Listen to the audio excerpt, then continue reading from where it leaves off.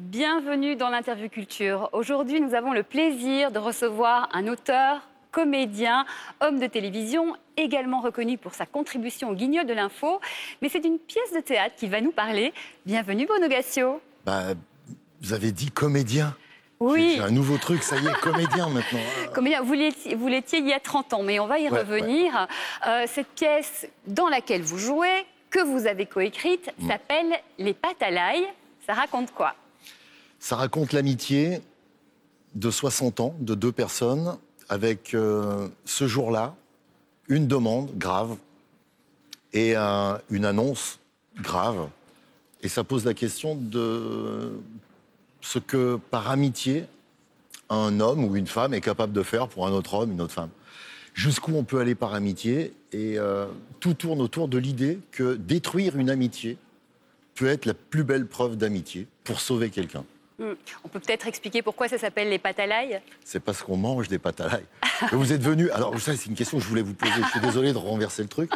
On m'a dit, ça sent l'ail. Non, ça ne sent pas l'ail. Donc, ça sent pas trop. Chaque mois, deux amis se retrouvent. Ouais. Vous posez la question parce qu'effectivement, vous cuisinez vraiment sur scène. On vous voit, on entend les infos du jour. Donc, c'est vraiment très vivant. On y est, on a l'impression d'être avec vous. C'est une pièce sur l'amitié, vous le dites. Votre comparse sur scène, qui s'appelle Philippe Giangreco, c'est un ami. C'est ça qui est vraiment étonnant. C'est un ami de longue date. Alors, je l'ai connu, j'avais 5 mois. Lui, il en avait 3. Comment sa mère me gardait, parce que sa mère était ma nourrice. Donc on est frères de lait, c'est ce qu'on disait à l'époque, on est frères de lait. Et le troisième comparse qui a coécrit et qui a fait la mise en scène, j'ai encore l'arrivée, c'est un petit jeune dans la bande, on ne le connaît que depuis 35 ans. Petit joueur, voilà, mais c'est pas mal quand même. Petit joueur. Et quand on a commencé à imaginer ce qu'on pouvait faire au théâtre, parce qu'on avait tous envie de de retourner au théâtre, Jean-Carole nous a beaucoup aidés à enlever la pudeur qu'il y avait entre Philippe et moi. On se connaît depuis 60 ans. Donc il y a des choses qu'on ne s'est jamais dites, en vrai. Il y a des choses dont on ne parle pas. Les femmes, par exemple, on n'en parle pas. Donc ça a été l'occasion de vous en parler? Ça a été l'occasion de mieux comprendre d'où on partait pour en être là à 60 ans. Je trouvais ça bien, moi. C'est formidable. L'amitié, alors c'est marrant parce que dans le milieu dans lequel vous êtes, on ne sait jamais trop qui est son ami. Justement, cette amitié au long cours, la vraie, c'est un repère dans votre vie?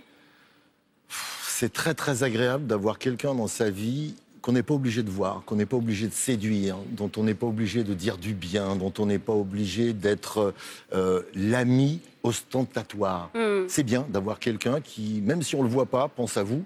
Et quand on le retrouve, même 1 an ou 2 ans après, parce qu'il nous est arrivé de ne pas se voir pendant longtemps, on reprend la conversation au même endroit et rien n'a changé. Et cette pièce, je crois que ça nous a aussi... C'est une mise à jour pour le reste de notre vie, je pense. Ah oui, est-ce que ça sera mieux ou pas bien? J'en sais rien. Le petit bilan. En tout cas, ça sent votre complicité sur scène, puisque vous connaissez tellement bien. Moi, je on ne peut pas inventer ça. Bien sûr. Je vous propose de retrouver ces deux amis à la vie comme sur scène dans un extrait donc, de cette pièce, Les Pâtes à l'ail. Comme ça. Alors, on mange des pâtes, on boit un coup de Barolo et au café, je te tue. Et après, je rentre chez moi. Tu vas faire l'américain, américain, américain. C'est un ami qui t'en va. Ma c'est belle, des whisky and soda. Poi te senti disturbato. Je pense à un truc, là. T'as des tomates? Pourquoi tu veux tes tomates, toi?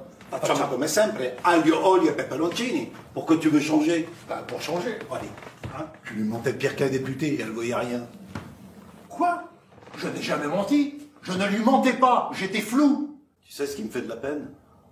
C'est que toutes nos histoires, là, les racontables, les pas racontables, tu pourras plus les raconter à personne. Elles vont disparaître avec moi. C'est ça. Bruno Gassio, sans tout dévoiler de la pièce, il y est question d'un sujet d'actualité, le droit de mourir dans la dignité. Vous faites partie de l'association pour le droit de mourir dans la dignité. Le théâtre, c'est aussi une façon de faire passer des messages, de parler de causes.